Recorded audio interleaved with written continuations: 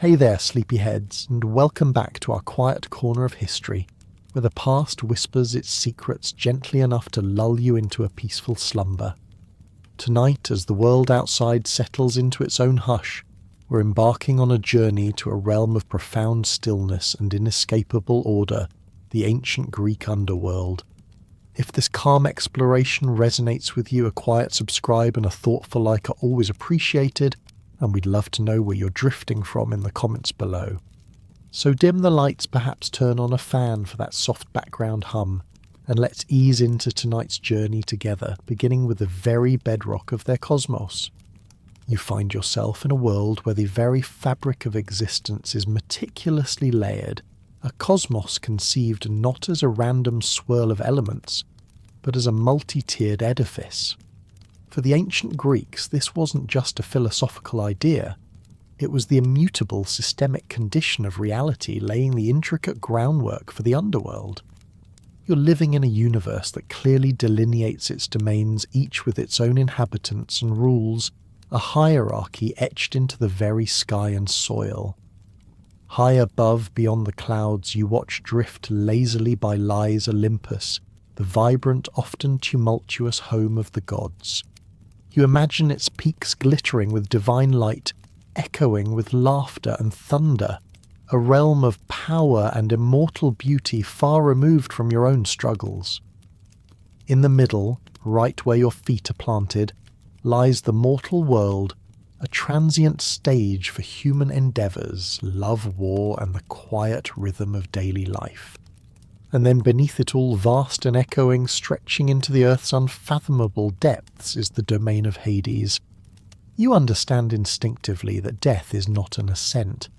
There is no concept of soaring upwards to a celestial paradise for the departed. Instead, it is a fundamental descent, a passage into the dark, fertile earth, a concept deeply ingrained in Greek spatial and spiritual understanding. When a loved one passes, your thoughts, your rituals, your very language around death all point downwards. You imagine the soul sinking, not rising, moving towards the earth's embrace, drawn by an unseen, undeniable force. This subterranean realm, the underworld, is the universal destination for all the dead, irrespective of their life's virtue or vice. This establishes a baseline of post-mortem reality for every single soul, a common fate that binds humanity beyond the superficialities of life. This fixed cosmic order, with its clear, unchanging framework for life and death, shapes your mortal perspectives on your ultimate, inevitable destination. You live knowing where you're going, even if you don't know what it will be like. The very air of this imagined underworld you believe is cold, quiet, and intricate, a stark contrast to the vibrant, airy realms of the living. It is a place of shadows, not absolute darkness, a place where sounds are muffled and echoes linger, setting it apart from the boisterous life above. This Greek journey downwards, you recognize, reflects a deeper understanding of gravity's pull, not just physically the weight of your own body, the way a stone falls, but spiritually the inescapable draw of what lies beneath the surface of the world. It is the ultimate return, a quiet falling back into the very earth from which all life springs. You might imagine that a realm so vast and all-encompassing, a destination for every soul, would be the subject of fierce contestation, a prize to be won. But your understanding of this cosmic order stems from a much earlier, more fundamental event, the fierce Titanomachy. You've heard the stories, the epic clash of primordial forces, a war that shook the very foundations of the universe between the elder Titans and the younger Olympian gods. After the dust settled, after the Titans were vanquished and secured in their abyssal prison, it was time for the victorious Olympian brothers to divide the spoils to carve up the cosmos into their respective dominions. You picture them perhaps gathered on Olympus, drawing lots from a helmet, a divine lottery determining their eternal roles. Zeus, of course, claimed the glittering skies a realm of thunder and light, a domain fitting for the king of the gods. Poseidon, with his mighty trident, took the restless, ever-shifting seas, a kingdom of vast, untamed power. and Hades by lot accepted the subterranean realm, the silent, profound world beneath the earth. You wouldn't, however, view this as a punishment or a lesser share. You learn quickly that this assignment was understood not as a slight, but as a cosmic necessity. Every part of existence required a ruler, a steward to maintain its balance. The land of the living, the sky, the sea, and crucially the realm of the dead. Hades' acceptance of this dominion wasn't grudging. It established him as an equal sovereign, his power defined not by flash or glory, but by permanence and a profound, undeniable gravity. His rule, you come to realize, is integral to the cosmic balance, ensuring that what must be is, processing every soul without the need for ostentatious displays of power. His authority is simply inherent, a foundational pillar. You'd almost compare it to the quiet, unassuming head of a crucial, massive department that no one ever sees, but absolutely everyone relies on, the department that keeps the whole cosmic machine running. You recognize that Hades' unyielding nature, though stern, is precisely what maintains an order crucial for the universe's stability. This is in stark contrast, you observe, to the often chaotic and unpredictable Olympian pantheon. While the gods on Olympus might squabble, fall in and out of love, or unleash their whims upon mortals, Hades' realm remains steadfast, unchanging. The Underworld is a domain of profound stillness, its boundaries fixed, its rules absolute, reflecting the unchangeable, immutable nature of death itself. There is no appeal, no negotiation once you have crossed. This foundational structure solidifies the Underworld's role as an independent, self-sufficient kingdom, with its own internal logic and its own unquestionable authority. You understand that this isn't a mere shadowland overseen by Olympus. It is a kingdom unto itself, a testament to the order that even death imposes on the universe, preparing you for the figures who embody this very inevitability. You've learned about the realm, a place of fixed cosmic order, and now your thoughts turn to its rulers. It's interesting, isn't it, how the name Hades refers inextricably to both the sprawling, shadow-filled realm itself and its somber, dignified king. You don't merely go to Hades, you go to Hades, the very name embodying the destination. It highlights his complete, profound embodiment of his dominion. It's as if the essence of the place is inseparable from the being who governs it. Imagine calling your home John's house, and also calling the person living there John's house. A quaint, if slightly confusing, fusion of identity and place. Hades and his queen Persephone reign quietly, their kingdom defined not by conquest or grand feasts that echo through marble halls, but by its sheer immutability and permanence. You won't find tales of their lavish banquets or boisterous celebrations. Their court is a place of profound stillness, of ancient weighty decisions, a stark contrast to the often raucous gatherings on Olympus. Their power, you come to understand, doesn't stem from divine decree alone, but from the very inevitability of death itself. This is a sacred and utterly unchallengeable aspect in Greek thought, one that even the mightiest gods respect. Think of it this way, even Zeus, for all his lightning bolts and celestial authority, cannot defy death. It's a cosmic law, a fundamental truth, and Hades is its quiet, unyielding enforcer. Hades himself, though often perceived as stern, is more accurately described as an administrator. He rules with order, not cruelty. His primary concern is ensuring the unyielding structure and process of death, maintaining the flow of souls and keeping his dominion stable. He's the ultimate cosmic civil servant, diligently overseeing a system that functions with quiet, relentless efficiency. You might imagine him meticulously reviewing scrolls of names, or ensuring the proper paths are open for the newly departed, rather than brandishing a weapon or plotting divine mischief. It's a very particular kind of power, isn't it? One derived from a fundamental, unavoidable truth. And then there is Persephone, his queen. Her dual role, evolving from a captive maiden snatched from the vibrant fields above to the dignified sovereign of the dead, brings a unique balance of grace and meaning to Hades' solemn court. You might think of her as the breath of spring in the eternal autumn of the underworld. Her presence often associated with the cycles of planting and harvest, reminds you that even in death there is the potential for renewal, for something dormant waiting to re-emerge. She softens the edges of Hades' stern realm, offering a more nuanced perspective, a touch of empathy.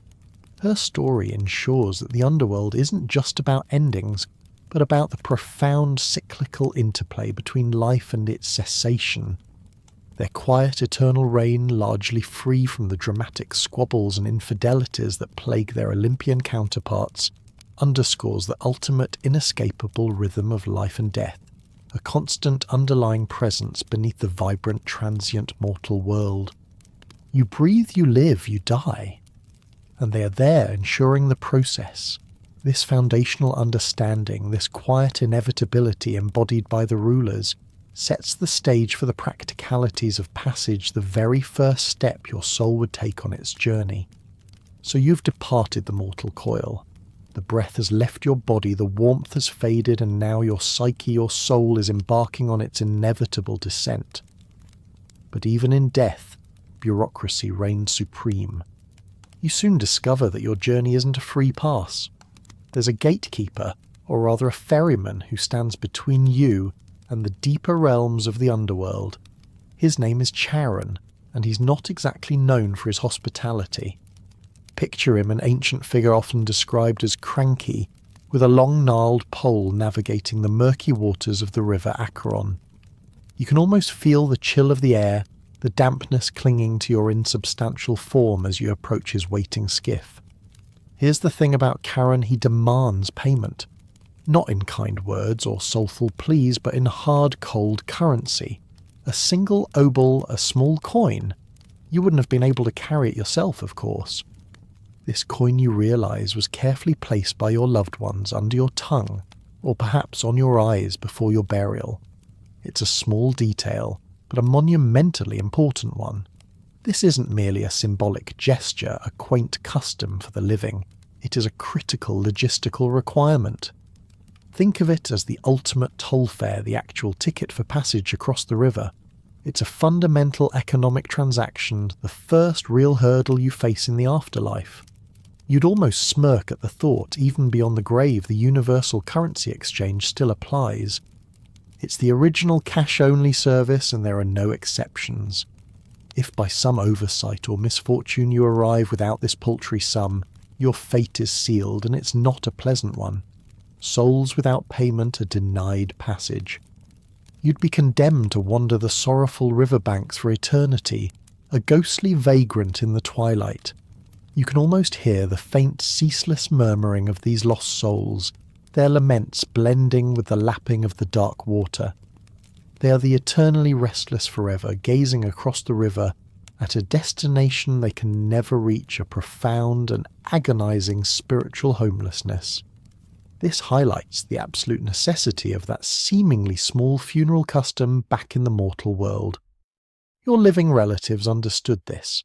It was an unspoken duty, a final crucial act of care for your transition. The obol then represents a pragmatic universal economic system, governing access to the afterlife. It underscores that even death, with all its existential weight, has its costs and its own peculiar bureaucracy. This tradition impresses upon you a pervasive sense of individual and familial responsibility. It's not just about honouring the dead, it's about ensuring they possess this vital resource for their final journey. Imagine the gnawing anxiety of a family post-bereavement, wondering if they remembered that single coin, knowing the eternal consequences of its absence. The thought that your soul could be forever trapped on the banks of permanent spiritual exile is a profound and universally understood consequence of failing to meet the Underworld's fundamental economic demands. This humble coin, therefore, is far more than just metal. It is the currency of finality, the key to what lies beyond the river. And what lies beyond you, will find, is overseen by a figure whose wealth extends far beyond ferryman's tolls. You've navigated the initial hurdle of Charon and his insatiable demand for the obol, a testament to the Underworld's intricate, almost mundane bureaucracy. But your understanding of this silent realm deepens when you consider its ultimate proprietor. Hades, the very name resonating with solemnity, was not always invoked directly by the living. You learn that a common practice, a subtle act of reverence and perhaps a touch of trepidation, was to refer to him by a euphemism, Pluton.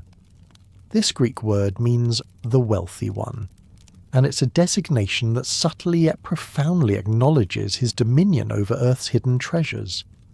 It's a peculiar politeness, isn't it? Addressing the ultimate end of all things by hinting at his considerable assets. You might even find it ironic that to avoid offending the Lord of the Dead, you simply call him the Lord of Deep-Seated Capital. This wealth, you soon realise, isn't just about the obvious glint and sparkle of precious metals. Certainly his dominion includes gold, silver and countless precious stones, veins of untold riches that lie deep within the Earth's crust, untouched by mortal hands until painstakingly extracted. You can almost imagine these subterranean vaults not filled with coins, but with raw, unworked mineral beauty shimmering silently in the eternal darkness. But his treasury extends far beyond mere gemstones. It also encompasses the fertile seeds dormant in the soil, the very potential for life that lies hidden beneath the surface during winter's embrace. This powerful link connects his realm not only to mortality, to the inevitable end, but also to life's boundless potential, to the promise of spring after the cold, fallow earth. It paints a fascinating picture, doesn't it? A god of death who also quietly holds the keys to rebirth, albeit in a subterranean, unseen capacity. And then there's an even more profound, perhaps slightly unsettling aspect of his wealth. The vast number of the dead themselves, you learn, were considered part of his immense unseen resources. Think of the sheer incalculable multitude of souls that have passed from the mortal world generation after generation, all gathering in his domain, each one a quiet, if diminished, inhabitant of his sprawling kingdom. This concept emphasizes his role as the ultimate keeper of all that lies beneath not just the physical earth, but the spiritual legacy of humanity. It's a population count that dwarfs any earthly kingdom, a silent, ever-growing populace that solidifies his immense, unchallengeable power. This unique economic association positions Hades not merely as a god of endings, but also of profound hidden beginnings. He controls the subterranean reserves that nourish life above the dormant potential, the deep-seated mineral wealth that underpins mortal economies. You might consider him the ultimate resource manager, with an inventory that spans geological epochs and the entirety of human history. The perception of Hades as controlling immense deep-seated wealth underscored a macro-level understanding of resource distribution and its intrinsic connection to the Underworld's power. It's a quiet power, certainly, but one that touches every aspect of existence, from the gold in your hand to the grain that feeds you. His dominion over these unseen riches cemented his unchallengeable status as the ultimate silent proprietor of Earth's foundational assets, a cosmic landlord whose holdings are truly boundless. This vast hidden empire also had its very real tangible access points in the mortal world earthly gateways that hinted at the profound depth beneath. You've come to grasp the invisible, omnipresent dominion of Hades not just as a god, but as the silent, wealthy proprietor of all that lies beneath. Yet this vast, unseen kingdom wasn't entirely abstract. For the ancient Greeks, the boundary between the living world and the realm of the dead was surprisingly porous, marked by tangible earthly entrances.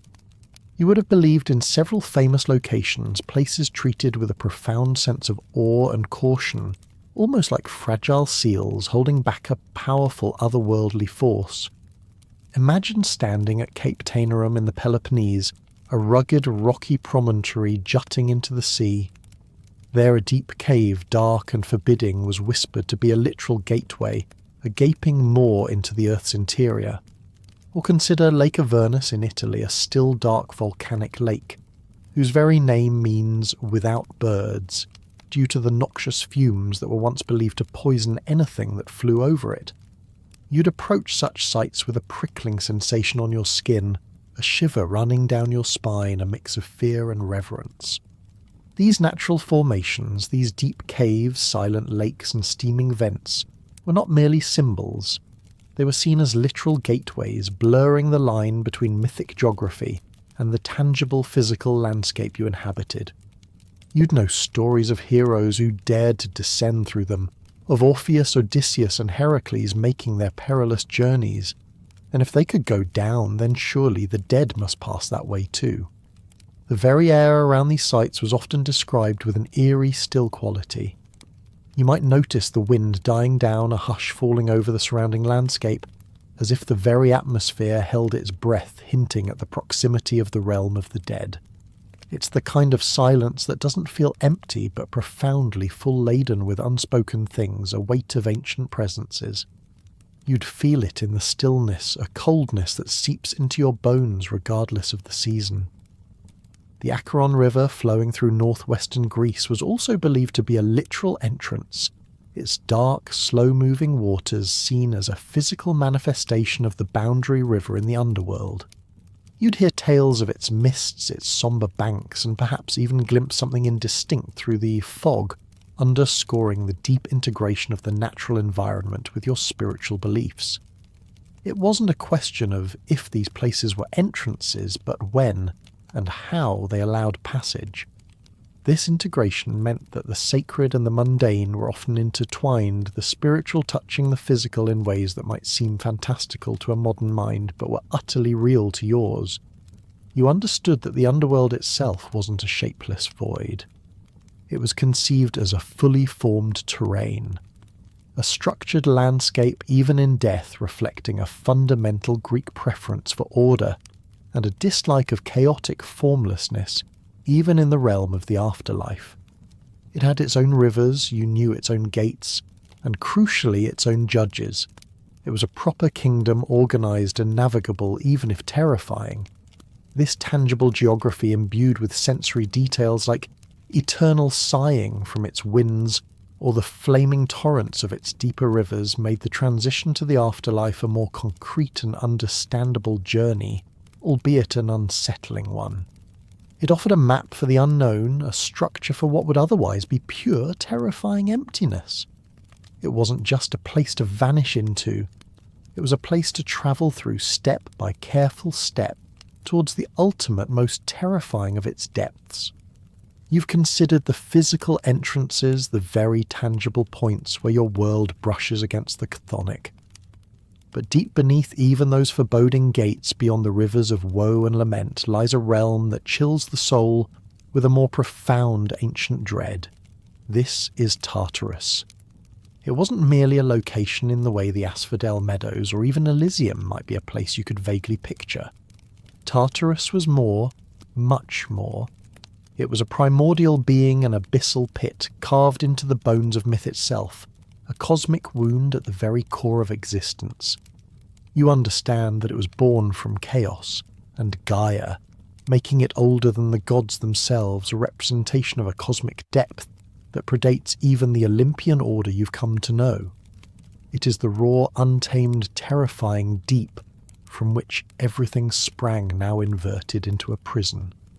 Hesiod's Theogony offers a vivid, almost dizzying illustration of its immense scale. Imagine, if you will, an anvil, a heavy mortal tool dropped from the Earth's surface. It would take you, told, 9 full days and nights for that anvil to fall from Earth all the way down to Tartarus. 9 days. You try to grasp that distance, that unfathomable journey into pure void. It emphasizes its profound, inescapable remoteness, a place so far beyond human reach, so deep within the cosmic structure, that merely conceiving it strains your mind. You feel a dizzying sense of vertigo just thinking about it, a chill that has nothing to do with temperature and everything to do with ultimate distance and isolation. It is the universe's ultimate basement, and it's a long, long way down. This abyssal entity, you learn, functioned as the universe's ultimate containment zone. It was the no further boundary, the absolute limit for forces too dangerous or rebellious to roam free in the cosmos. The Titans themselves, those primordial powers who warred with Zeus, were flung into its depths, chained there for eternity. You'd think even the gods would occasionally miss a spot when cleaning up after a major cosmic war, but no, Tartarus was designed for the truly uncontainable. It existed from the very beginning, a systemic, unyielding element of the Greek cosmos, a foundational principle of containment that existed long before the Olympians even thought of establishing their own brand of divine justice. The very idea of Tartarus evoked a profound sense of foreboding within you. It wasn't merely a prison, it was a cosmic pressure cooker, a place where order, specifically cosmic order, was maintained through absolute unyielding confinement.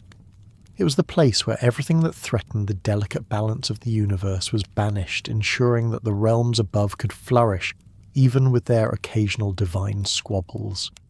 Its existence then underscored the universal threat of chaos. You understand that without such a deep, inescapable prison, the very structured reality of the Greek world with its gods, mortals, and even its ordinary underworld could not exist. Tartarus is the ultimate silent promise that no transgression, no matter how grand, goes without its final deepest reckoning.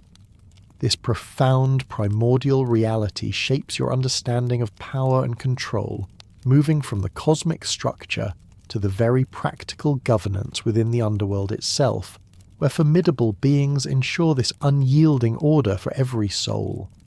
From the primordial abyss of Tartarus, you now turn your attention to the very heart of the underworld's governance, to the king who presides over its unyielding order. Hades, you learn, reigns with a hand that is stern, often perceived as unforgiving, yet undeniably orderly. His rule doesn't boast the flamboyant theatrics of his brother Zeus, nor the tempestuous passions of Poseidon. There are no grand Olympian pronouncements echoing through the subterranean rock, no dazzling displays of power to intimidate or impress. Instead, his kingdom is defined by its permanence and its fixed nature, meticulously maintained, without any need for the grandiosity so characteristic of the gods above. You might even find a certain almost bureaucratic elegance in his quiet efficiency.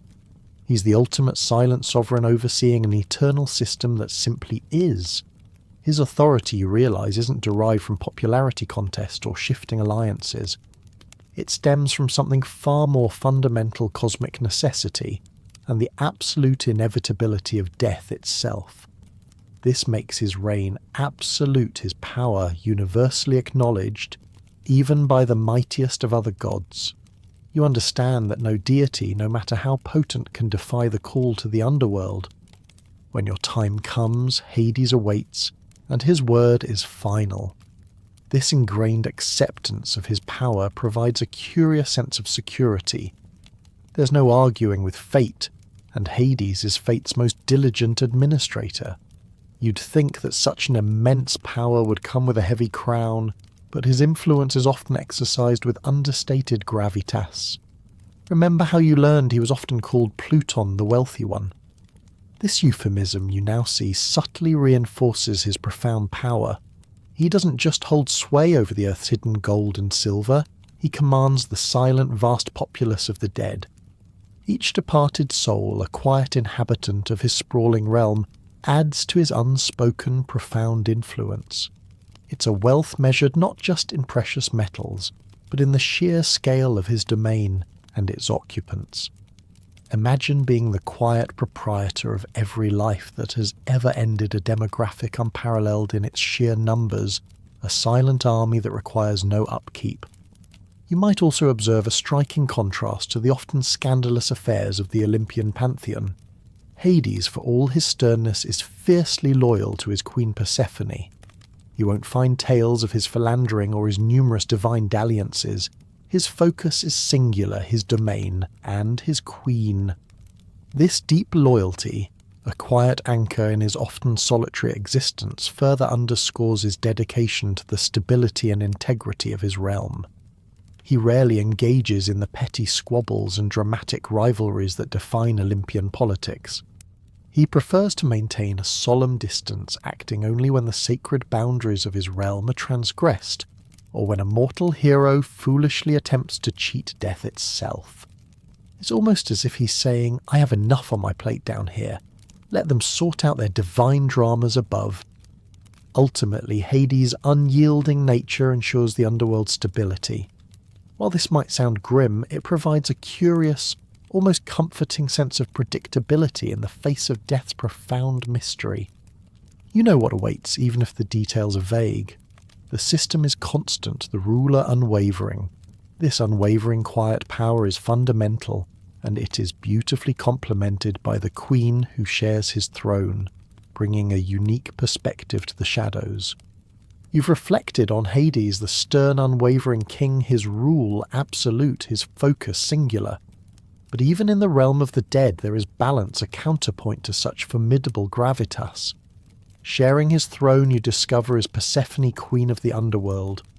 She sits as his co-ruler, a sovereign queen who brings a distinct grace and a nuanced perspective to the otherwise solemnity of the subterranean kingdom.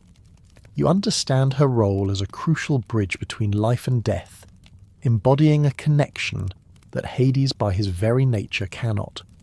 While Hades is the unyielding destination, Persephone represents the profound cyclical journey to and from that destination. You might picture her a figure of serene beauty, her presence a soft counterpoint to the rugged, ancient rock of the underworld, a reminder of the vibrant world above. Her story, you know, is one of dramatic transition. Snatched from the sun-drenched fields by Hades, she evolved from a captive maiden core to the powerful matron Persephone. This dual role is deeply tied to the agricultural cycle you observe in the mortal world. When she's in the underworld, the earth grows cold and barren, representing winter's harsh grip. But when she returns to her mother, Demeter, the earth awakens, bursting forth with life and harvest. This isn't just a myth. It's a living symbol of renewal, the constant interplay between life and the grave. You might feel a pang of empathy for her torn between two worlds, yet you also recognize her immense power. She's the quiet promise that even after the deepest winter spring will eventually return a profound message of hope, subtly woven into the fabric of your understanding of death. Don't mistake her grace for weakness, though. You learn that Persephone actively participates in the governance of the underworld, sitting alongside Hades in the judgment of souls. Her insights, perhaps born from her own experiences of pain and transition, are invaluable. She also plays a role in the enforcement of curses, demonstrating her own formidable authority within the realm of the dead. It's not just Hades dispensing justice, it is a shared, weighty responsibility.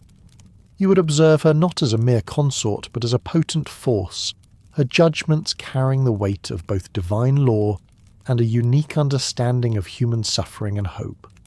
Imagine the balance she brings to the stern pronouncements of the male judges, a touch of feminine perspective in the dark halls of ultimate justice.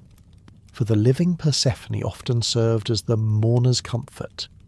Her story, her presence lent a degree of empathy and understanding to the often harsh realities of the afterlife.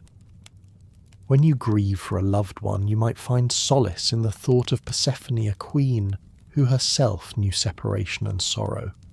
She understood the pain of transition, the bittersweet nature of life's cycles, offering a subtle, quiet reassurance that your loved ones too might find a measure of peace. Her narrative, central to the Eleusinian mysteries, which you might explore if you were an initiate, offered a deeper understanding of death's cyclical, transformative nature, providing initiates with hope for a more conscious afterlife. It was a path to understanding that death wasn't just an end, but potentially a part of a grander sacred cycle. And what about the atmosphere she brings? Even in the deep shadows of the underworld, her presence, you believe, evokes a subtle, almost floral scent. It's a delicate contrast to the musty ancient air of Hades, a fleeting hint of blossoms and fertile earth hinting at cycles of spring and return. You might imagine a whisper of narcissus or crocus, a memory of the sun-drenched fields she once frequented, now carried on the subterranean breezes. This sensory detail, faint but persistent, is a powerful symbol. It means that even in the land of the forgotten, there remains a trace of life's enduring beauty, a quiet promise that the natural order, however grim, always holds the seed of its own renewal. This powerful pair, however, cannot manage the vast bureaucracy alone. They rely on a cadre of divine administrators and enforcers who ensure the Underworld's smooth, if sombre, operation. No king, no matter how powerful, truly rules alone, and Hades, for all his silent sovereignty, is no exception. His vast domain, with its intricate systems and unyielding laws, requires a formidable staff, a cadre of divine administrators and enforcers who ensure its permanent, unyielding order. You've already had your rather brisk introduction to Sharon the cranky ferryman back when you were contemplating the obol. Here he's not just a toll collector, he's the first line of an unyielding bureaucracy performing his duty with grim professionalism. You realise customer service in the afterlife is rather efficient, if not exactly warm. His ragged appearance, his long pole, the methodical dip and pull through the murky waters, it's all part of the unchangeable process. He embodies that ultimate unyielding administrative reality of death no fare no passage. It's a simple, undeniable truth, and his unwavering presence ensures that particular cosmic rule is never broken. Beyond Charon's chilly waters, your journey leads you to the true gates of Hades, and there a guardian unlike any you've ever imagined awaits. This is Cerberus, the fearsome three-headed hound. You picture him a monstrous, snarling beast, his multiple heads alert his serpent's tail lashing his eyes, burning with an ancient, unblinking vigilance. His job, you learn, is crucial and rather specific.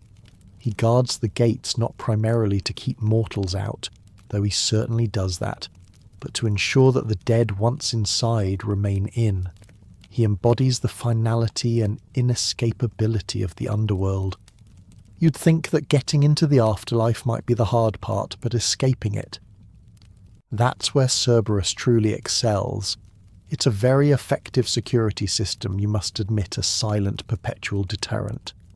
He was rarely outsmarted, you hear, save for the brute force of a hero like Heracles, or the mesmerising, soul-stirring music of Orpheus, a testament to just how formidable this canine guardian truly is.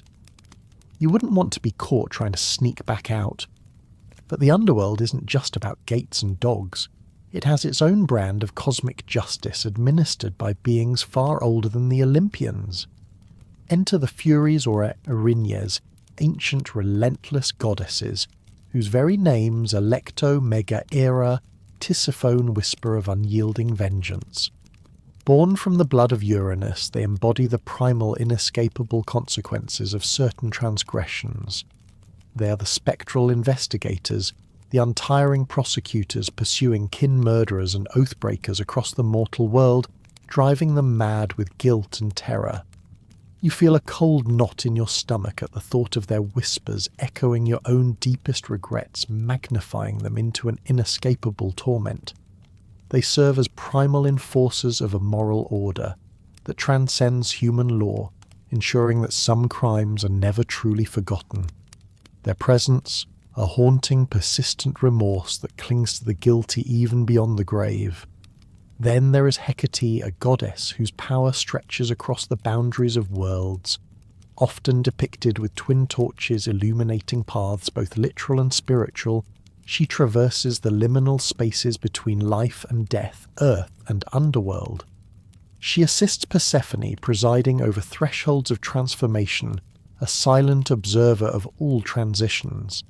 You might feel her presence as a sudden chill, a flicker in your peripheral vision, an awareness of unseen forces at work when you walk through a shadowed grove at night. She represents a potent, precise and watchful feminine power, within death a goddess of magic and ghosts who understands the intricate dance between realms, often guiding lost souls or amplifying curses. And finally, for the myriad small necessary tasks the underworld employs its unseen staff, the lesser spirits, the daimones. These include the carers or carer spirits of violent death, who witnessed battlefields hovering over dying warriors to claim their souls, and the lampades torch-bearing nymphs, assisting Hecate, guiding those through darkness. They are the background hum of the underworld, ensuring its functions through their constant quiet presence in the shadows, almost like the diligent, often overlooked support staff of any vast ancient institution. These enforcers, from the grim ferryman to the cosmic avengers, underline the absolute nature of the Underworld's laws, leading you directly into the formal, legal and enforcement mechanisms where every soul faces its ultimate reckoning. With the Underworld's enforcers now behind you, your journey continues to a place of ultimate accountability. You find yourself standing before the Tribunal of the Dead, a solemn assembly responsible for determining the eternal destiny of every soul. This isn't a whimsical court of gods.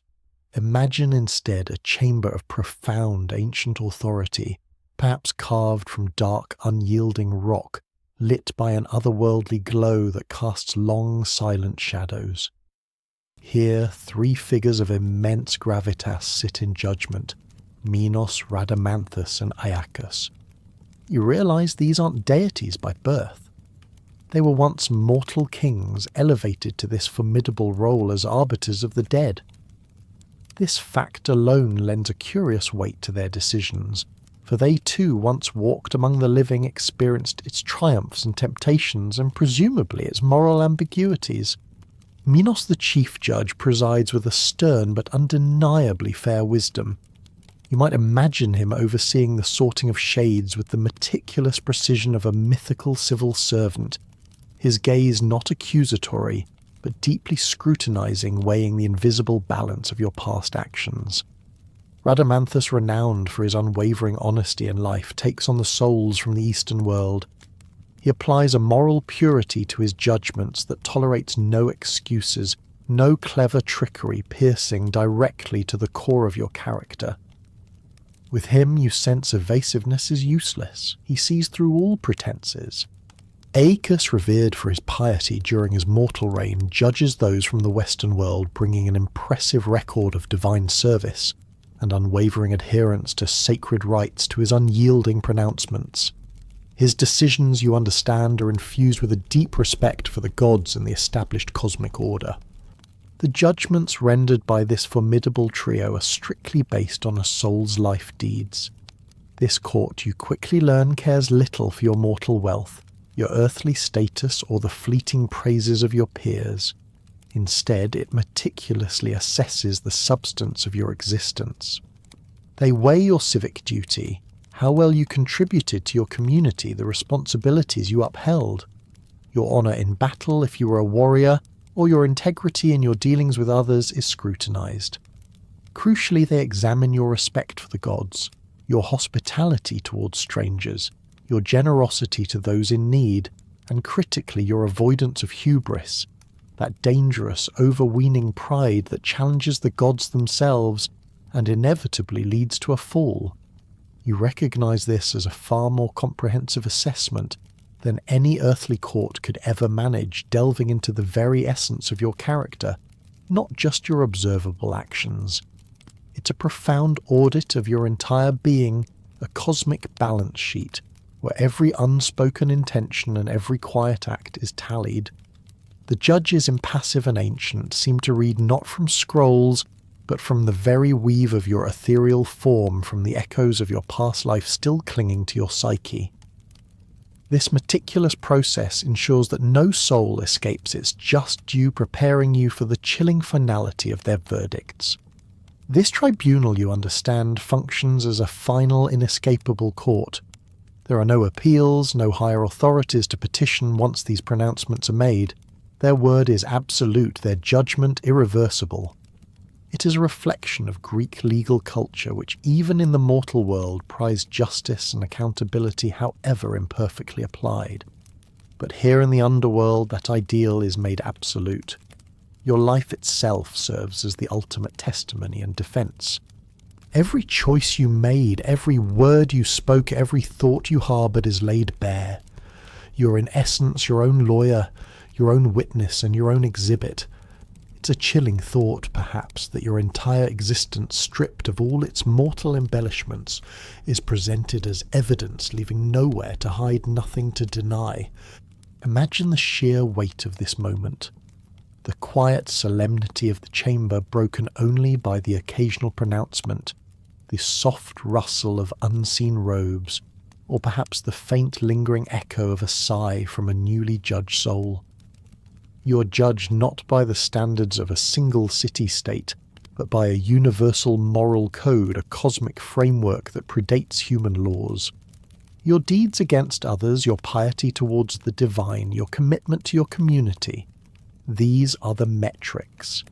It's an internal reckoning as much as an external sentencing, a moment where the dim reflections of your own life's journey come into sharp, if hazy, focus. This final court with its 3 incorruptible judges ensures that every soul finds its appropriate eternal place. There's no escaping it, no bribing the jury, no clever legal loophole. It is the definitive end of your personal narrative, the ultimate destination beyond the descent, the ferryman, and the silent wealth of Hades. For those who lived lives of quiet decency or moderate failings, the Asphodel Meadows await a dreamless peace. For the virtuous and heroic, the serenity of Elysium calls. But for those souls whose lives were marked by the gravest transgressions, whose hubris and cruelty defied both mortal and divine order, this tribunal's judgment leads to a destination far more terrifying than mere wandering. It leads to the deepest abyss, to a form of justice that is not merely punitive, but exquisitely tailored to the very nature of their crimes, ensuring an eternity of the most profound futility and cosmic reckoning. You've witnessed the solemn judgments of the tribunal, and for the vast majority of souls that leads to a quiet if dim existence. But for a select few, those whose transgressions were so monumental, so utterly defiant of cosmic and moral order, their destination is far more terrifying. You're speaking now of Tartarus not merely as the primordial abyss you considered earlier, but as its function as the ultimate prison. This isn't just a place for the Elder Titans, those ancient rebellious beings. It is also reserved for the most wicked of mortals, the Oathbreakers whose lies rent the very fabric of trust, the Kinslayers who violated the most sacred bonds of family, and those who with arrogant hubris dared to defy the gods themselves. You recognize that these are not minor infractions. These are crimes that threaten the very stability of the universe, and their punishment reflects that cosmic weight. Imagine, if you can, the endless, agonizing daily labor of Sisyphus. You see him, a solitary figure straining against a massive boulder, pushing it relentlessly uphill. You feel the grit of the rock against your ghostly hands, the burn in your ethereal muscles. You watch as he nears the summit, the culmination of seemingly endless effort, only for the boulder with a cruel, mocking gravity to roll back down, tumbling with a thunderous roar to the bottom. His torment, you realize, is not just physical. It is the torment of perpetual pointless futility. The groaning stone, its descent echoing through the abyssal depths, serves as a constant sonic reminder of his ultimate, inescapable fate, a soundtrack to his eternal despair. You might even for a fleeting moment compare it to the frustration of an endlessly buffering video, but for eternity. Then there is Tantalus, forever enduring eternal hunger and thirst. You see him standing in a shimmering pool of water, ripe succulent fruits hanging from branches just above his head. You feel the parched dryness in your throat, the hollow ache in your stomach. But every time he reaches the water recedes. Every time he grasps the branches lift just out of reach. It's a divine irony, you recognize, a punishment of desire without reward of perpetual temptation and denial. The faint, alluring scent of unattainable fruit forever tantalizes him, a cruel, olfactory torture that never ceases. You might think of it as the ultimate cosmic prank if it weren't so tragically effective. And what of Ixion, bound to a flaming, endlessly spinning wheel, his crime attempting to seduce Hera, queen of the gods, a profound act of disrespect and lustful hubris. His punishment is endless, unfulfilled motion. You picture him eyes wide with terror, his cries lost in the incessant whirring of the wheel, a sound that grates on your very essence. The scorching heat, the dizzying, nauseating rotation, it all underscores his boundless forbidden desire, now transformed into an inescapable, agonizing cycle of physical and mental torment. His eternal dance is a grotesque mockery of the passions that led him here. Finally consider the Danids, those 50 daughters condemned for murdering their husbands on their wedding night. You watch them endless processions of shades, each tasked with endlessly filling a leaky vessel with water. Their labour, you understand, is a symbol of unachieved purpose and perpetual exhausting failure. The ceaseless pouring and draining of water, a constant melancholic sound in the deep, reflects their unending, pointless task, symbolising their lost hopes, their broken vows. It's a cosmic exercise in the most soul-crushing form of office work, a task without end progress or meaning. You see that these punishments are exquisitely tailored to the specific crimes. They don't just inflict physical pain, they transform abstract concepts of hubris and transgression into concrete eternal torments of profound futility. It's a psychological masterpiece of divine justice. Tartarus then ultimately represents cosmic justice itself, ensuring that those who dared to disrupt the universe's rhythm, those who challenged its fundamental order, were flung to its margins. They serve as a permanent chilling example, a silent perpetual warning that some debts once incurred must be paid for all eternity. But not all journeys end in such profound futility. Some souls find a gentle green solace. You've witnessed the chilling, tailored punishments of Tartarus, a realm of profound futility and cosmic justice. But your journey through the Underworld's legal mechanisms now brings you to a stark, vibrant contrast, a place of profound peace and contentment. This is Elysium, or the Elysian Fields, a serene paradise reserved not for the wicked but for the heroes, the philosophers, the poets, and the exceptionally virtuous. You might imagine a soft golden light perpetually bathing this realm, a gentle breeze rustling through eternal green fields carrying the faint harmonious strains of tranquil music.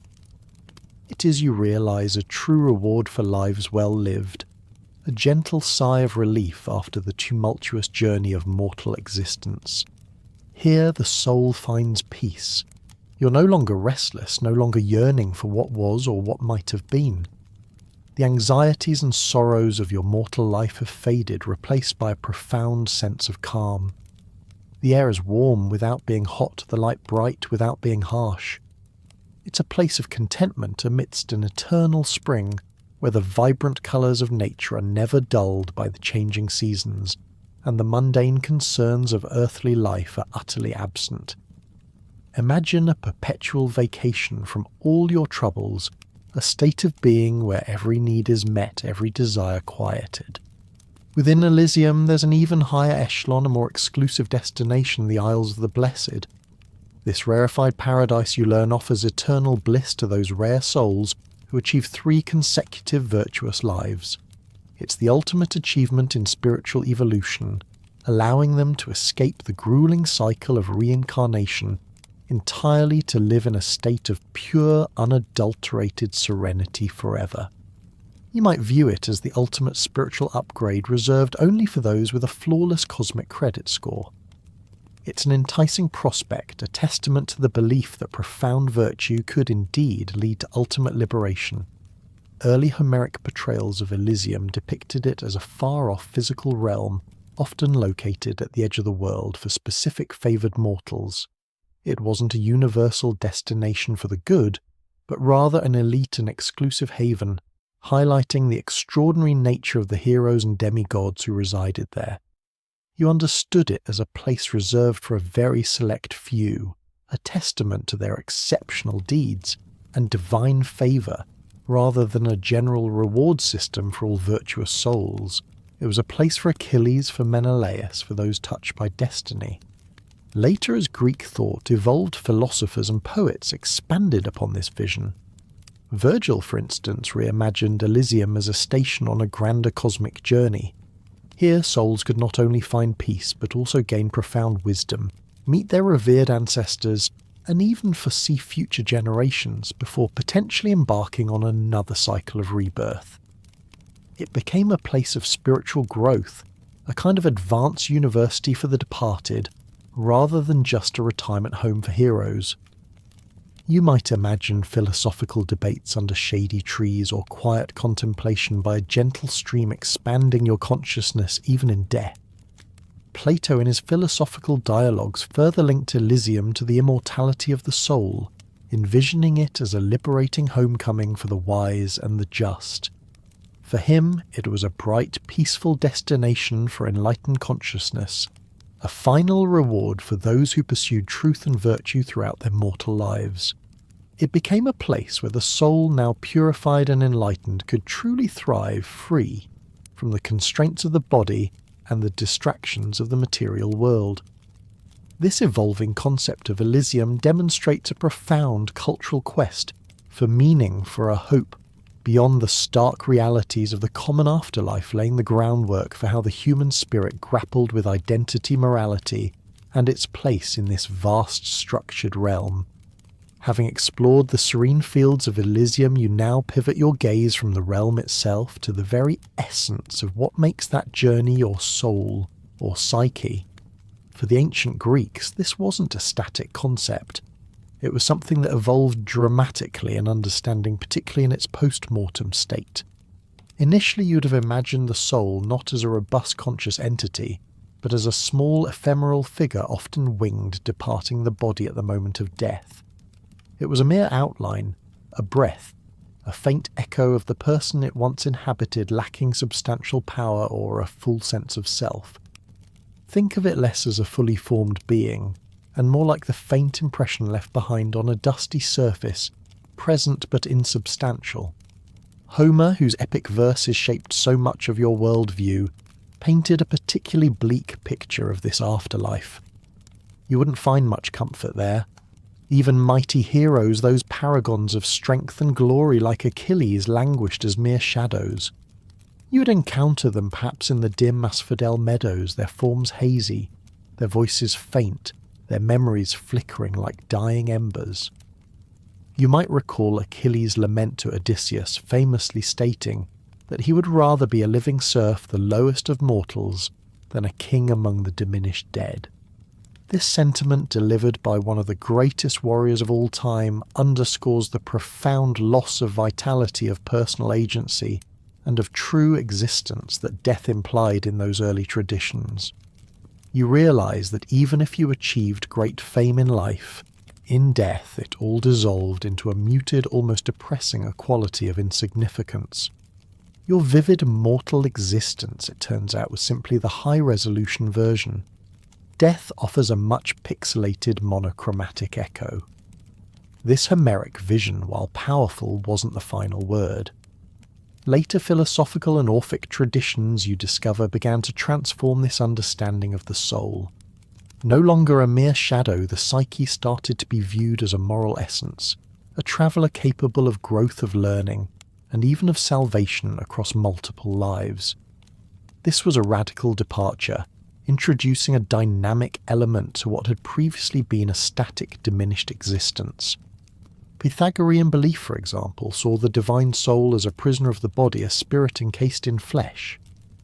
Death, then, was not merely an end, but potentially a release and opportunity for ascent or for escape from the exhausting cycle of rebirth.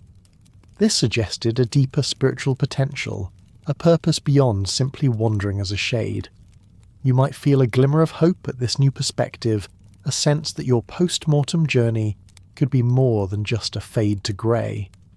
This evolving concept also meant that the soul's capacity for remembrance became critically important in later judgments. It presented a profound choice oblivion, where all personal history and identity were erased, or a more enlightened conscious journey through the afterlife, retaining the essence of who you were. This profound philosophical evolution of the soul highlights a constant cultural quest for meaning. Beyond the initial, simpler and profoundly bleak understanding of post-mortem existence, it's a testament to humanity's enduring need to find purpose and continuity, even in the face of ultimate finality. And this quest for meaning wasn't just about the soul's state. It was deeply intertwined with how the afterlife served as a moral compass for the living. The evolving concept of the soul from a fleeting breath to a moral essence hinting at a deeper purpose beyond mere shadowy existence isn't just abstract philosophy. It fundamentally shapes your understanding of life itself. The underworld in its myriad forms served as a profound moral map, a narrative framework that the Greeks meticulously constructed to guide their conduct and prepare for the inevitability of death. You don't just live, you live in preparation. Life in your world is lived under the constant, albeit often unspoken shadow of death. The afterlife then acts not primarily as a straightforward reward or punishment system like a divine report card. Instead, you perceive it as a dimly reflective mirror of one's earthly deeds and choices. Imagine gazing into a tarnished bronze mirror. You see your reflection, but it's blurred, muted, yet undeniable. The underworld functions in a similar way, offering a hazy but true image of the moral weight you accumulated while alive. This constant awareness, this quiet understanding that your actions echo into eternity, serves as a powerful unseen arbiter of moral living. You aren't just worried about what your neighbours think. You're concerned with a cosmic ledger. The belief that death would ultimately reveal truth, stripping away the temporary trappings of status and pretense, provided a potent moral imperative. You might be wealthy, powerful, or outwardly pious in life, but in death all those masks fall away. What remains is the essence of your character, the true nature of your deeds. This thought, perhaps unsettling, also offers a strange comfort. Ultimately, justice in some form will prevail. It's a philosophical equalizer reminding you that your true worth is not measured by the fleeting applause of mortals, but by something far more enduring. This emphasis on internal reflection meant that the underworld was less about external torment, though Tartarus certainly had that covered for the truly wicked, and more about an internal reckoning. It's a place where you confronted the dim echo of your own life, the consequences of your choices playing out in the subdued landscape of your post-mortem existence. Imagine your regrets, your kindnesses, your betrayals all existing as faint, persistent presences around your shade, defining your diminished state. It's not necessarily a dramatic fire and brimstone scenario for most, but rather a quiet, undeniable confrontation with the self you truly were. The structured nature of Hades, with its judges and tiered destinations, from the dreamless peace of the Asphodel Meadows to the serenity of Elysium and the tortures of Tartarus, offered a logical framework for understanding the consequences and ethical weight of mortal actions. It provided a sense of order, a system where actions, good or bad, led to fitting, albeit often quiet, conclusions. This structure helped you make sense of the universe, providing a comforting if grim predictability to the ultimate unknown. Plato, for example, masterfully utilized afterlife myths not as literal predictions, but as powerful metaphors to underscore the critical importance of living virtuously in the here and now. He suggested that reality itself maintained a cosmic score, a moral fabric that transcended mortal life, and ensured that true justice existed beyond the grave. You're not just living for today, you're living for an eternity. This profound connection between life and the afterlife, between moral choices and eternal destination, shaped your cultural values and propelled some to seek even deeper, more esoteric paths to salvation through the whispered secrets of mystery cults. Pondering how the underworld served as a moral mirror, a framework for guiding your life, you realize that for some, the promise of a dim reflection or even a peaceful oblivion wasn't quite enough. There was a yearning for something more, a deeper understanding, a path to transcend the bleak Homeric fate. This desire, you discover, led many to seek solace and insight in the enigmatic world of mystery cults. Imagine joining a secret society not for earthly power, but for a glimpse beyond the veil of death. The Eleusinian Mysteries' sacred annual rites performed near Athens were perhaps the most renowned. You might have found yourself as an initiate drawn to their promise, a deeper understanding of death, and a hopeful, though perhaps still dim glimpse of something beyond the standard afterlife. The rituals shrouded in secrecy and performed over days were centered on Demeter, the goddess of grain, and her daughter, Persephone, the queen of the underworld. You would experience narratives of abduction loss and joyous reunion, powerful allegories that symbolize the cyclical nature of life, death, and agricultural renewal. As you participated in these rites, perhaps carrying torches in a nocturnal procession, or witnessing sacred dramas, you would feel a profound sense of community, of shared spiritual journey. These mysteries offered a unique blend of solace and spiritual insight, a gentle reassurance that even in death there was a promise of return, a continuous thread in the grand tapestry of existence. It was a comfort, a subtle warmth against the cold dread of eternal fading. But then you encounter an even more radical alteration to the afterlife map through the Orphic traditions. These were not just about solace, they were about transformation. Orphism, with its distinctive emphasis on reincarnation, fundamentally changed the game. It introduced the concept of the soul's arduous journey through many lives, a cosmic cycle of death and rebirth. Here you weren't merely a passive shade awaiting judgment. You were an active participant advocating for an active role in your own post-mortem fate. It's like being given a very complex cosmic puzzle right at the moment you thought your journey was over. Central to Orphic belief was a crucial divergence from mainstream Greek thought regarding the river Lethe, the river of forgetfulness.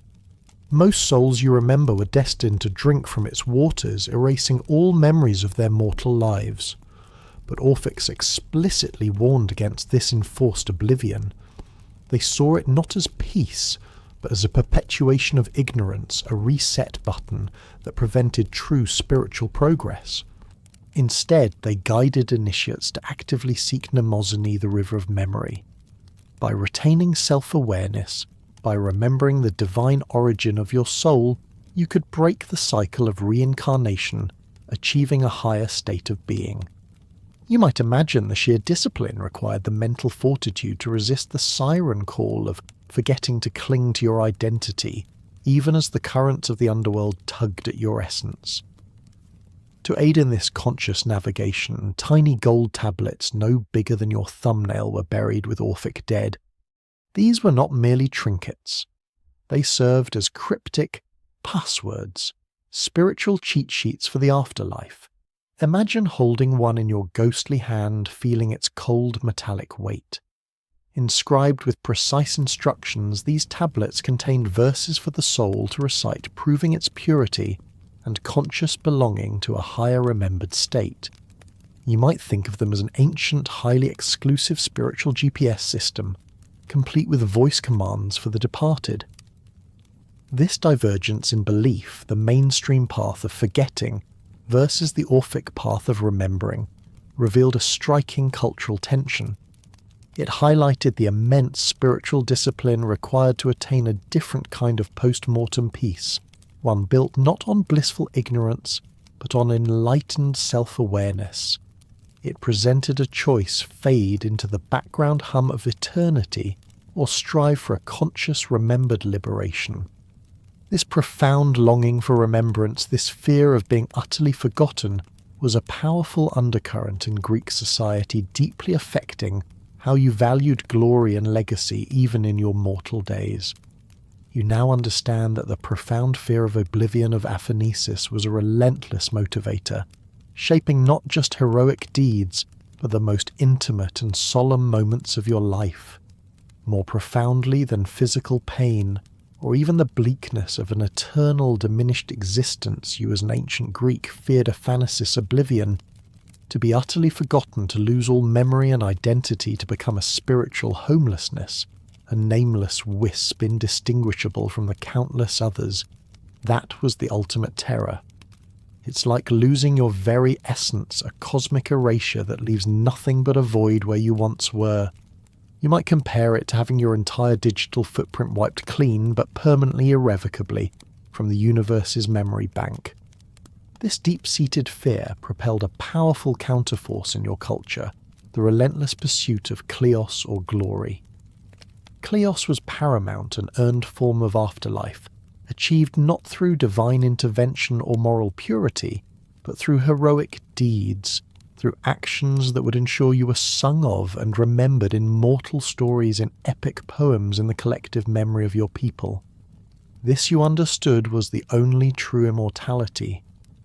If you couldn't escape the underworld, you could at least ensure that the vibrant echo of your life persisted above ground, a legacy carved into the very air your descendants breathed. You fought bravely, you sacrificed, you strove for excellence, all with the quiet hope that your name would not be forgotten. This deep-seated fear of oblivion permeated every aspect of your life, from the grand narratives of epic poetry to the meticulous details of funerary rites. Heroes from Achilles to Odysseus were driven to desperate acts for lasting fame, their choices often shaped by the desire to avoid a phanesis. Think of the courage, the sheer audacity required to face death on the battlefield, knowing that your only chance at true survival was to be remembered. It wasn't just about winning a war. It was about ensuring your story would be told, your name uttered, your deeds recounted for generations. This in turn shaped the societal emphasis on remembrance, on memorializing the dead, on ensuring that their stories lived on. The inverse of glory then was truly horrifying. Nameless graves, those sad, unmarked mounds of earth, were considered a second death. Not just the physical cessation of life, but the ultimate tragedy for a soul, condemned to eternal anonymity in the dim, featureless expanse of the asphodel meadows. You realize that to not have your name spoken, your lineage forgotten, your deeds unremembered, was to truly cease to exist, even if your psyche still vaguely drifted in the underworld. It was to be swallowed by the vast undifferentiated mass of the forgotten, a fate worse than any physical pain. The vast numbers of shades in the asphodel meadows, those pale, murmuring figures stripped of memory and individual form, represented this haunting vision of erosion rather than active punishment. They weren't being actively tormented. They were simply unmade, their identities slowly leached away, leaving only an indistinct hum of forgotten existence. It was a terrifyingly quiet form of dissolution. The absence of personal remembrance, you understand, was the ultimate torment, a quiet, lingering sorrow that permeated the underworld's very atmosphere, compelling the living to acts of commemoration. It was a constant pressure, profound duty that shaped your understanding of proper burial rituals and the enduring bonds with the deceased. The profound fear of oblivion, of aphanesis, was a relentless motivator, shaping not just heroic deeds, but the most intimate and solemn moments of your life. This deep-seated anxiety manifested most clearly in the absolute sacrosanctity of proper burial rituals. For you, an ancient Greek, ensuring a proper burial wasn't merely a polite social custom, or a way to honour the dead. It was a sacred, inescapable obligation, a duty that weighed heavily on every living relative. You believed with unwavering conviction that these rituals were the critical key to ensuring the deceased's passage into the underworld, preventing their restless spirit from wandering the mortal realm as a tormented, unmoored entity. Imagine the chilling thought, a loved one unburied, eternally lost between worlds, their ghostly sighs haunting the very air you breathe. It was a terrifying prospect, a failure of the highest order. The meticulous funeral practices themselves were a testament to this profound duty. You would engage in a carefully orchestrated series of acts, each imbued with spiritual significance. First, the ritual washing of the deceased body, a symbolic purification, perhaps using perfumed oils to anoint the skin, preparing it for its journey. Then the careful, respectful wrapping of the body in fine linen, an act of tenderness and final preparation. These solemn acts would be accompanied by public keening, the mournful cries of women hired for the purpose, weaving a tapestry of sorrow that filled the air. You would also hear the chanting of dirges, the pouring of libations, wine milk, honey onto the earth, offerings to the chthonic gods and to the deceased. It was a sensory overload, yet intensely structured, ensuring every step was observed. Remember the obol, that small coin? Its placement under the tongue or on the eyes of the deceased was more than just a gesture. It underscored this profound duty with stark practicality.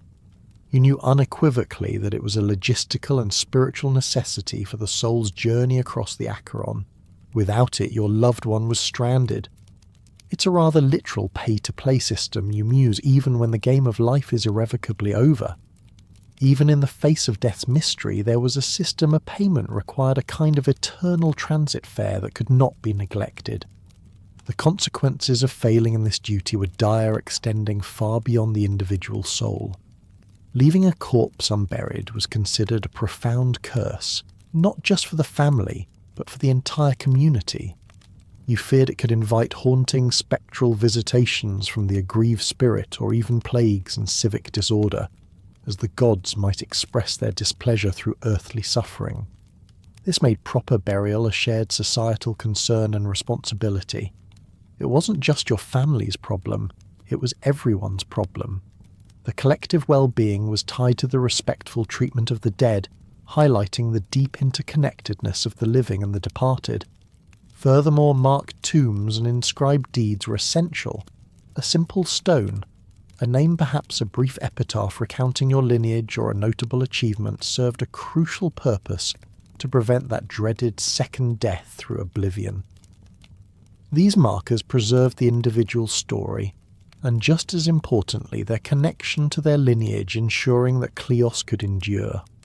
Without such a memorial, your memory could truly fade and you would become one of the countless anonymous shades. You might spend hours carving a simple inscription, knowing it was an eternal act, a defiance against the erasing hand of time. Perhaps most tellingly, even enemies were expected to receive proper burial rites. In the heat of battle, you might fight fiercely, but once an enemy fell, the expectation, the universal reverence for this custom, mandated that their body should not be desecrated but buried. To deny a fallen foe this sacred rite was considered a profound violation, incurring severe social and spiritual consequences. You might recall tales of heroes going to great lengths to recover the bodies of their comrades, or ensuring even their adversaries received proper rites, underscoring this universal moral code. This solemn respect for the dead, regardless of allegiance, highlights the enduring legacy that bound your community, fostering a continuous, if silent, bond with those who had passed. The proper burial rites secured you now reflect on the enduring bonds with the deceased. For you, the ancient Greek, the dead were not completely separated, vanished forever, into an unreachable void. Instead, they remained actively integrated into community life, maintaining a tangible, if ethereal, link through ongoing rites and acts of remembrance. It's almost as if they've simply moved to a quieter, more distant neighbourhood, still part of the family, still considered members of the grand tapestry of your lineage. You understand that this continuity is crucial for your own sense of belonging, anchoring you to both past and future generations. You can imagine perhaps an anniversary. Your family, dressed in solemn but respectable attire, gathers at the family tomb, a quiet structure on the outskirts of your city. It's not a place of dread, but of respectful communion. You bring offerings, perhaps libations of wine, honey or olive oil poured onto the grave, a gentle stream soaking into the earth, a symbolic refreshment for the departed. You might leave a lock of your hair, a small piece of pottery, or even a simple wreath of flowers, and you share a meal there, a quiet picnic in the presence of your ancestors. You whisper stories, recount the day's events, even ask for guidance. It's a continuous, respectful relationship with your ancestors, a silent dialogue across the veil. You're not expecting a reply, not a spoken one anyway, but the act of remembering, of speaking their names, is enough. It embodies a familial bond that transcends the physical separation of life and death, reinforcing that they are still very much yours. When a loved one was interred, it wasn't just their body that went into the earth. Grave goods, everyday objects from their life, were carefully placed alongside them. From small clay cups and bronze mirrors to children's toys or for a warrior armour and weapons, these weren't for literal use in the afterlife. You wouldn't imagine your grandfather sipping ethereal wine from a clay cup in the underworld, though the thought might bring a grim smile. Instead, they served as symbolic markers of who the deceased had been, tangible echoes of their unique narrative and identity. They were a final poignant acknowledgement of their life, honouring their achievements, their passions, their very personhood. You might meticulously choose a small comb for a woman who prided herself on her hair, or a miniature lyre for a beloved musician, ensuring that even in silence their story was still being told, their essence acknowledged. It's a way of saying, you were here and you mattered. This continuous engagement, these regular acts of remembrance and tangible connections helped anchor the underworld not as a terrifying, unknowable abyss, but as a structured, knowable realm. It wasn't a place of complete, irreversible separation, but a dimension connected to your own, albeit profoundly different. This understanding, you realise, was vital in mitigating the profound fear of total isolating loss. It provided a framework for grieving a ritualised path to navigate sorrow, with the knowledge that your loved ones were not entirely gone, but simply elsewhere. Even on a grander civic scale, this active remembrance was crucial.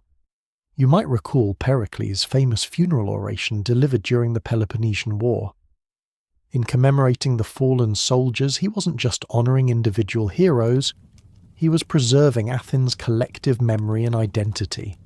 He linked individual death to civic immortality, arguing that their sacrifice cemented the city's enduring legacy and values. It was a powerful, eloquent testament to how the remembrance of the dead served to strengthen the bonds of the living, reminding everyone of the shared ideals and sacrifices that held their society together. This active remembrance then provided a profound sense of continuity and comfort. It ensured that individual stories and their impacts resonated across generations, even in the pervasive silence of the underworld. Your ancestors were not just names in a book. They were presences, figures whose lives and deeds continued to shape your own. This deep connection, this sense of enduring lineage, was not just about comfort. It was also intimately intertwined with the powerful forces of honour and shame which served as potent societal controls even in death. Building on the deep enduring bonds with the deceased, you recognise how these connections come with a powerful, often unspoken weight, the forces of honour and shame. For you, an ancient Greek individual actions didn't exist in a vacuum. Your deeds, your choices, and even your perceived character profoundly impacted the collective identity and reputation of your entire clan, your genos. This wasn't a society that celebrated radical individualism. Instead, it strongly reinforced the suppression of personal whims in favour of lineage of the family name. You were a thread in a much larger tapestry, and a frayed thread affected the integrity of the whole. Imagine the constant quiet pressure you feel, knowing that your every public move, your every success or failure reflects, not just on yourself, but on your parents, your siblings, your children, and even your ancestors stretching back generations. It's a familial accountability system, a very real burden you carry from birth to beyond the grave.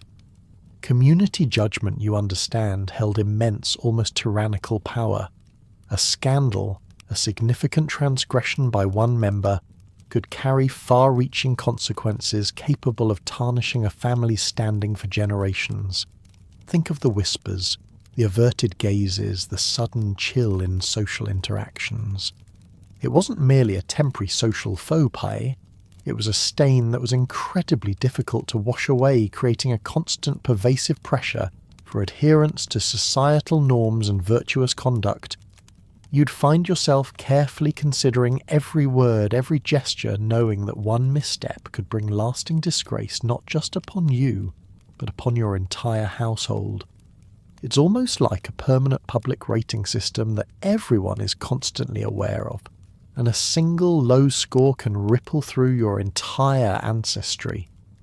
Consider for a moment one of the most brutal and universally condemned acts in your collective memory, Achilles' savage desecration of Hector's body, dragging it around the walls of Troy.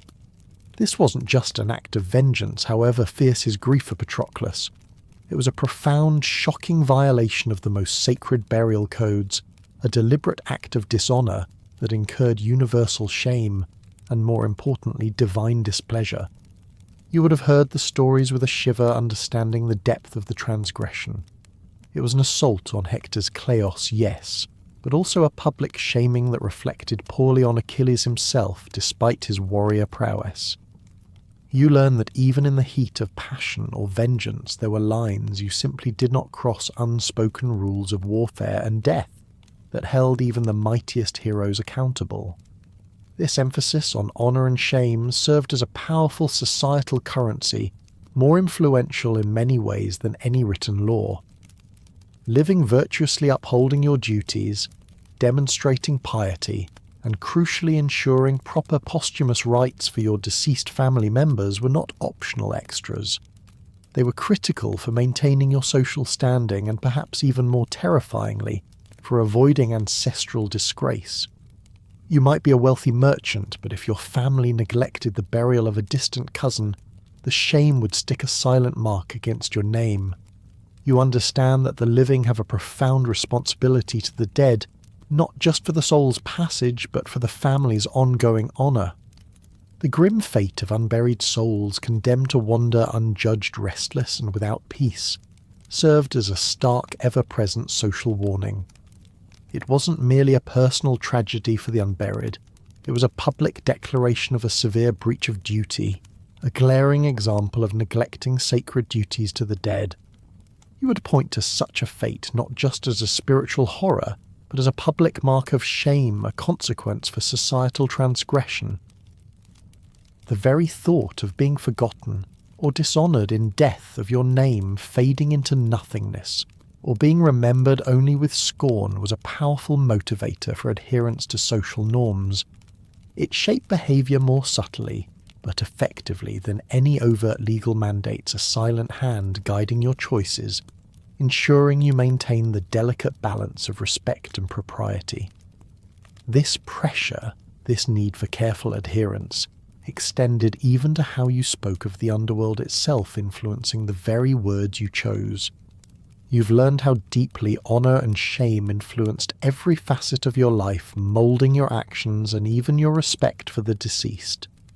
This rigid social framework, this unyielding adherence to proper conduct, extended even to the very words you chose. You understood that language held power, a subtle resonance that could invoke or offend. Because of this, the name Hades itself was rarely spoken aloud. You'd prefer euphemisms, softer, more circuitous ways of referring to the Lord of the Dead. Like Pluton, the wealthy one, as you discussed earlier. This wasn't because you believed Hades was inherently evil, a malevolent force to be demonized. Far from it. It reflected a solemn respect for his distant, weighty, and inescapable domain.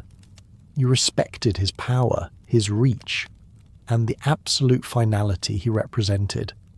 It's the ultimate don't poke the sleeping bear policy, but with cosmic repercussions. This linguistic circumspection, this careful avoidance of direct address, highlighted a deeper cultural deference to the god of the unseen.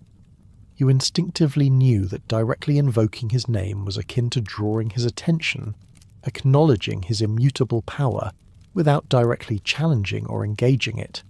You wouldn't want to be added to his cosmic to-do list any sooner than absolutely necessary, would you? It's a form of spiritual caution, a quiet understanding that some forces are best left undisturbed, best acknowledged through a respectful silence, rather than a bold proclamation. You might feel a slight tremor just thinking the name a subtle reminder of the veil between your world and his. Your acts of reverence to Hades too were distinct, reflecting his chthonic dominion.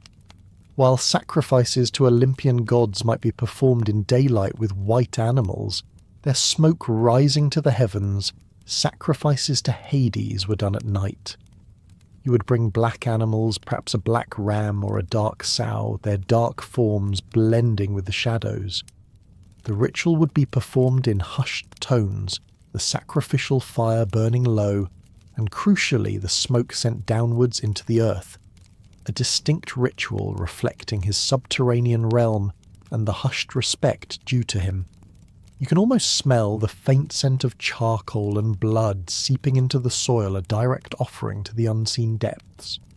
This precise ritual mirroring his nature solidified the difference between the luminous sky gods and the profound, silent lord beneath. To directly call his name you believed was to invite his heavy gaze, a consequence mortals sought to avoid by maintaining respectful distance through careful language. This gaze wasn't necessarily one of anger, but perhaps one of recognition, an acknowledgement that your time might be drawing near, or that your fate was being weighed. It was an unwanted form of attention, a subtle suggestion that you were now on his radar. You learned to speak in metaphors and allusions in any way to avoid that direct link, to maintain the comforting illusion of distance from the ultimate certainty. The pervasive use of such indirect address fostered an atmosphere of quiet reverence around death itself, reinforcing its solemnity and profound significance. Death wasn't a topic for casual chatter or light-hearted jokes. It was a weighty, serious aspect of existence. Your culture, through these linguistic and ritualistic practices, cultivated a deep respect for the boundary between life and what lay beyond, imbuing it with a sense of gravity that permeated your daily thoughts. This etiquette underscored a fundamental cultural understanding certain powers, particularly those as ancient and absolute as Hades, were best acknowledged indirectly through silence and euphemism for both your own protection and to show proper respect. It was a language of spiritual diplomacy. But if speaking of Hades required such circumspection, imagine the communication within his realm, the muted silence that greeted most souls who entered. Learning the cautious etiquette of the living when speaking of Hades, you now consider communication within his realm, a place where the rules of interaction are profoundly altered. Once you've crossed the Akron past Cerberus, and perhaps faced the judges, you arrive at your most common destination, the Asphodel Meadows. Here you discover the vast majority of souls are mere shades. You're one of them, a pale, insubstantial form largely without active memory or distinct physical presence, drifting silently through the perpetual grey twilight. It's a profound transformation, isn't it? To lose the very solidity of your being, the warmth of your skin, the vibrant colours of your former self, replaced by a ghost of what once was. You might try to clench a fist or speak a name, only to find your hand passes through itself, your voice a mere whisper of air. Homer's Odyssey offers a particularly vivid and rather unsettling depiction of these shades. You encounter them as murmuring, mindless entities, their forms hazy, their purpose indistinct. They're like a vast, aimless crowd, a collective sigh, in the twilight utterly devoid of the vibrant, often boisterous communication you took for granted in life. Their minds too are dulled, their memories fractured. You realise that to truly speak, to gain even temporary lucidity, and the ability to articulate a coherent thought, requires a gruesome specific act, the drinking of blood offerings. It's a stark, almost primal form of nourishment, a temporary reconnection to the vital essence of life itself, allowing for a brief fleeting moment of self-awareness. Think of it as the original caffeine boost, but with significantly higher stakes and a much stranger ingredient list. This state of muted, indistinct existence stands in stark contrast to the lively, often argumentative and always expressive communication of the living. Back in your mortal life you communicated through shouts of joy, whispers of secrets, impassioned speeches and casual gossip. Here in the Underworld all that is gone. It emphasizes death's profound transformation, stripping away not just your physical form, but your very capacity for articulate interaction. It's an isolation that transcends mere physical distance. It's an isolation of the spirit, a quiet loss of the ability to truly connect. The prevalence of this profound silence among the dead underscores the finality of separation. You're separated not just from the living, but from your own past, from your very identity. It is a loss of individual articulate self that defines the experience for the common shade. Your individual voice, once so distinct, now blends into the collective murmur, an indistinguishable part of the ambient quiet. It's almost as if the Underworld has a strict no talking during the show policy permanently enforced. Even encounters with powerful heroes, figures whose names once thundered across battlefields, reveal their voices as weak and their memories fragmented until they are revived by the life-giving blood. You witness their desperation, their eagerness for even a fleeting taste of that vital essence, just to be themselves again, if only for a few moments, to speak a few words to the living. It highlights the profound, almost aching loss of self that defines their existence. This enforced silence, this palpable aspect of the Underworld's atmosphere, contributes to its calming yet eerily isolating ambience. It's a quiet that encourages reflection, not conversation, a place where the grand narratives of life fade into a gentle hum. It's a silence that is both peaceful and profoundly lonely, suitable for a diminished existence. Yet some cultural disciplines offered ways to defy this oblivion to navigate the afterlife with conscious intent, a performance of one's deepest spiritual convictions. Experiencing the profound, almost aching silence of the Underworld, you realise that your journey isn't formless or without direction. The very landscape of this realm is imbued with profound meaning, topographical poetry that guides the soul through its final transitions. Central to this understanding are the 5 legendary rivers Acheron, Styx, Phlegethon, Cocytus, and Lethe. These aren't merely physical boundaries you realise like the rivers you might have navigated in the mortal world. No, these are metaphysical passages, each one embodying a specific human emotion or a stage of profound spiritual change. It's almost as if the Underworld itself is designed to process your emotional baggage one river at a time.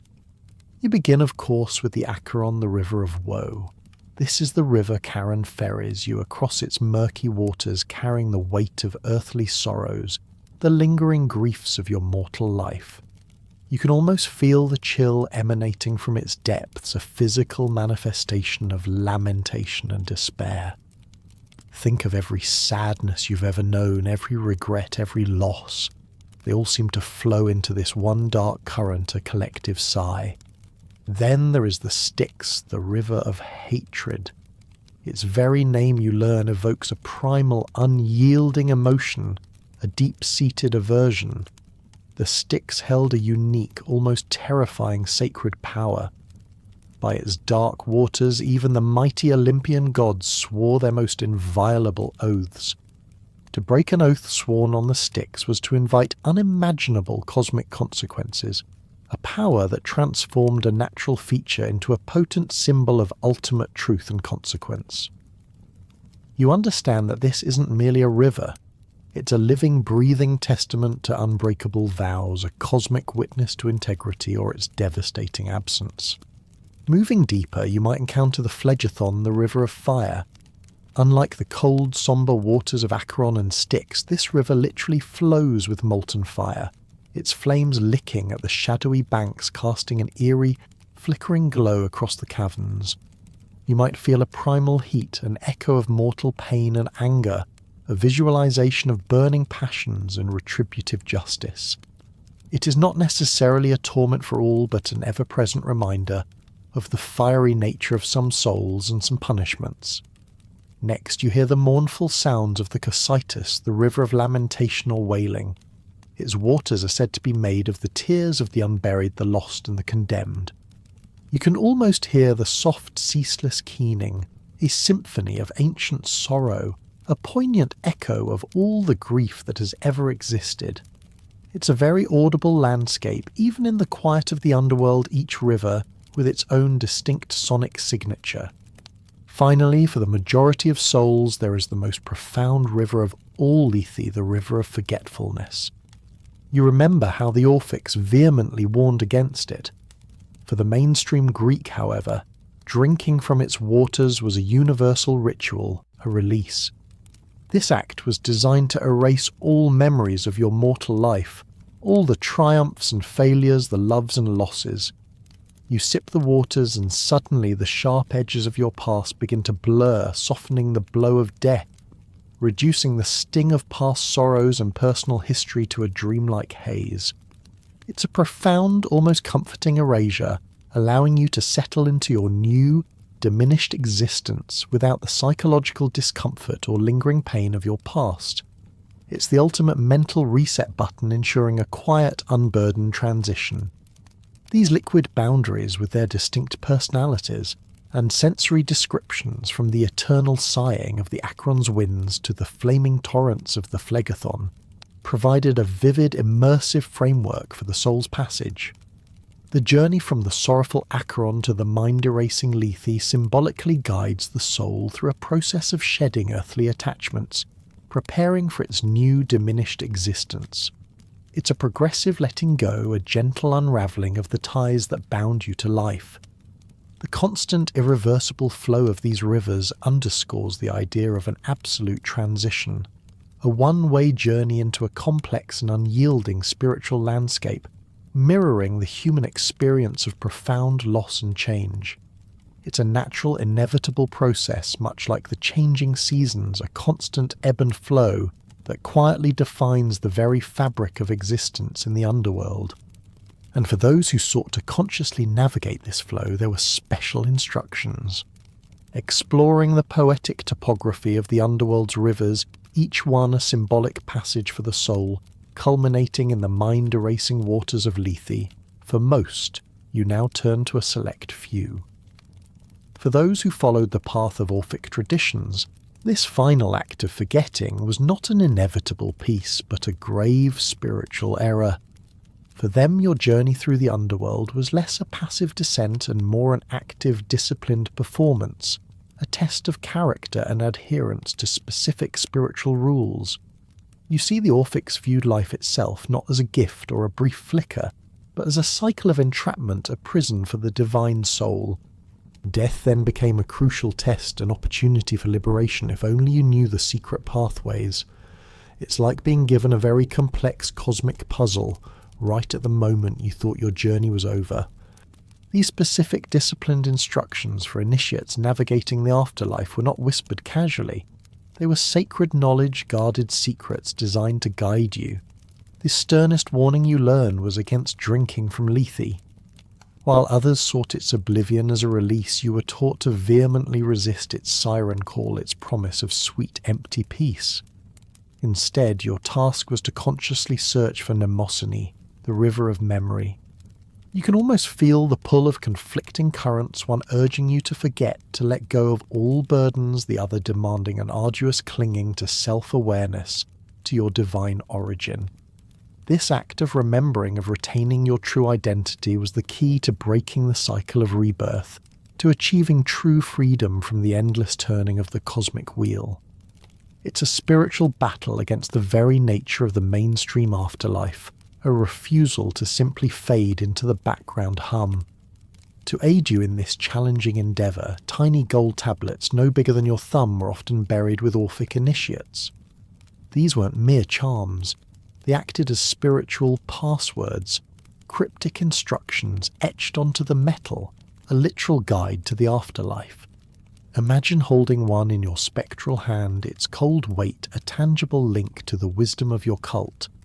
These tablets bore precise inscriptions, verses for your soul to recite at critical junctures, proving its purity, its conscious belonging to an awakened state, and its understanding of the deeper mysteries. Essentially a very exclusive ancient cheat code for eternity. Without these specific recitations, you might easily lose your way, falling back into the cycle of forgetting and rebirth. These practices then profoundly elevated the individual's journey through the underworld.